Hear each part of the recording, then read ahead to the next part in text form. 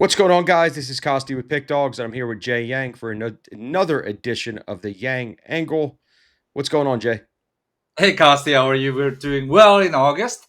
Hope I can continue this momentum until the end of the season, hopefully. So let's get right into it. When you have math behind you, I don't believe in hope. At the end of the day, no matter what, you show up and you give us the best explanation of the behind the scenes of the angle, which is what I like to hear because it's anybody could just say take this team, but your process and your homework that you do is next level, and this is why you are on top of the leaderboards for MLB.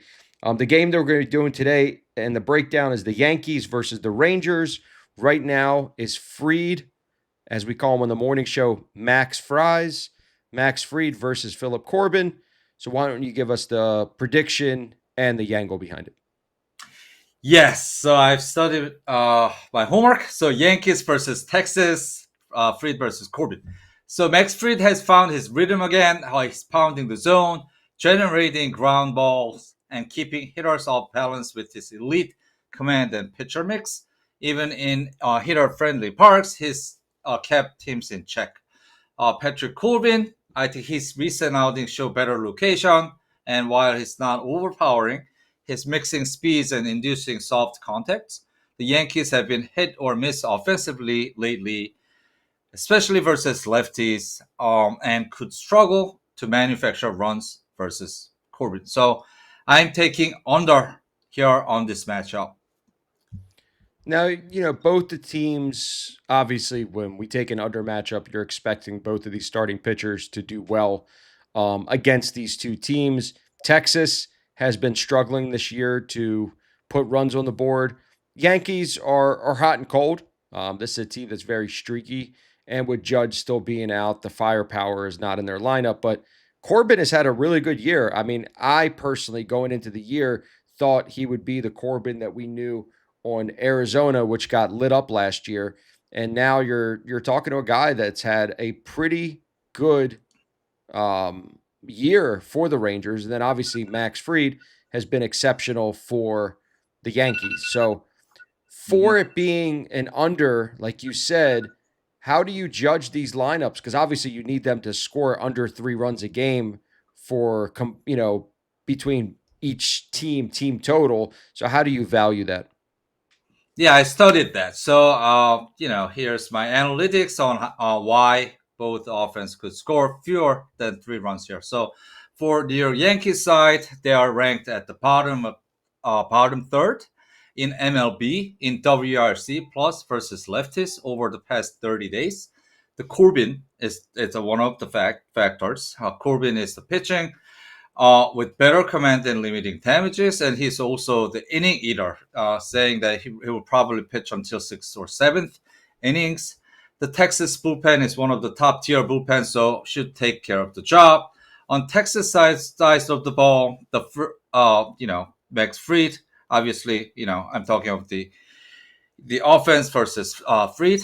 Fried is locked in with the elite ground ball, 6 to 7 innings. Probably 1 to 2 runs are expected. Texas struggles versus elite lefties, below average, scored only 3 runs or fewer in 6 of their last 9 games. So as opposed to uh, the worst performance in July for Yankees bullpen, I think they've got better with the trade. I think they should be able to perform versus Texas offense on this matchup. So I think this game will hit under based on my analytics, and my hope my analytics help you your game plan. Guys, it's very easy to have variance on a free prediction. We don't guarantee anything short term. We talk about long term, long term, long term so many times. That's all it matters because why? Look at the leaderboards.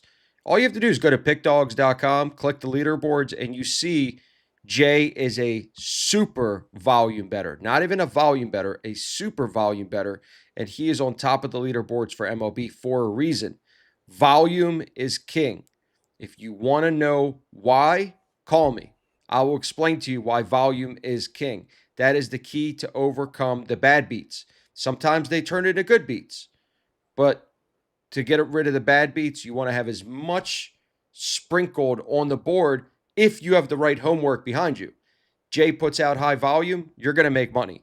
But it's going to take some of the excitement out of it because we don't have the big game. There's no big game. They're all just valuable systems that Jay utilizes every single day. And some days we have better games than others, meaning in strength, but that's simply because the system is better. It's not because we like a specific game more. So if this interests you, definitely take advantage of Jay's daily plays. They're right on pickdogs.com for as cheap as $19 for one day, which is basically free with a credit. And if you're a bigger player that bets 500, 1,000 a game or more, and you want to take advantage of Jay's VIP program, which is the rated games. These games are not always the same as they are in premium, and he rates them 1 to 5, being 5 being the strongest system and 1 being the least strongest system.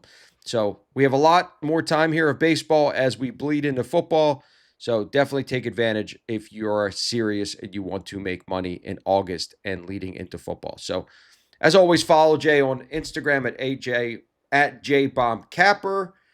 And then with that being said, Jay, take us out or with any last words. Yeah, so let's continue to be hot in August, and like you said, let's continue our momentum towards the football season. Thank you so much.